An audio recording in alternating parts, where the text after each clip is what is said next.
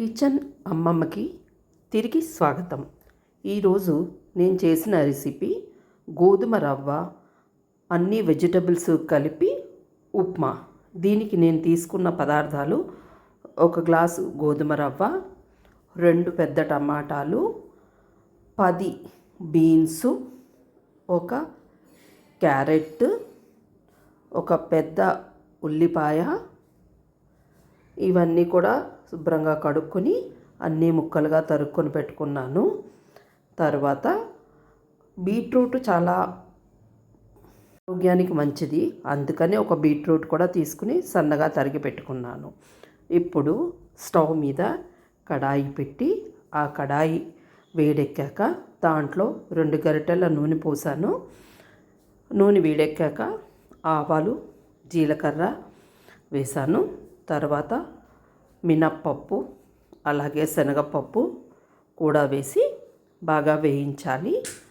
అవి వేగాక మనం తరిగి పెట్టుకున్న పచ్చిమిరపకాయ ముక్కలు, తరువాత ఉల్లిపాయ ముక్కలు, కొద్దిగా కరివేపాకు వేసి బాగా వేయించాలి. ఇవి అన్నీ వేగేలోపు కొంచెం క్యాబేజీ కూడా క్లీన్ చేసి ఒక చిన్న ముక్క తీసుకుని దానిని కూడా సన్నగా తరిగి పెట్టుకున్నాను. ఎందుకంటే అన్ని రకాల కూరగాయలు పిల్లలు తింటే మంచిది కదా. పిల్లలే కాదు, మనం కూడా అన్ని రకాలు తినాలి.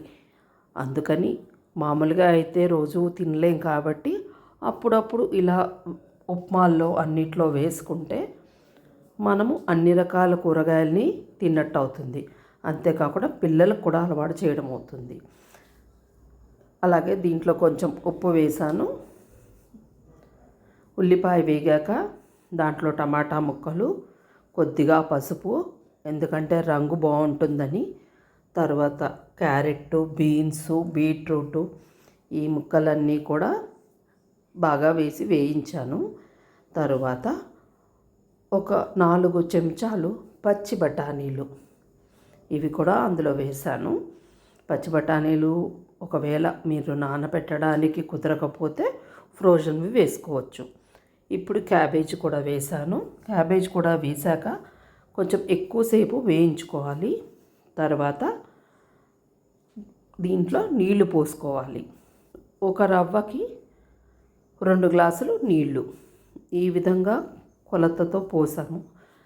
తర్వాత నీళ్ళని బాగా మరగనివ్వాలి. మూత పెట్టేసి కొంచెం సేపు నీళ్లు బాగా మరిగాక, నీళ్లు మరగడం మొదలుపెట్టాక అప్పుడు మనము రవ్వ అందులో వేసి కలుపుకోవాలి.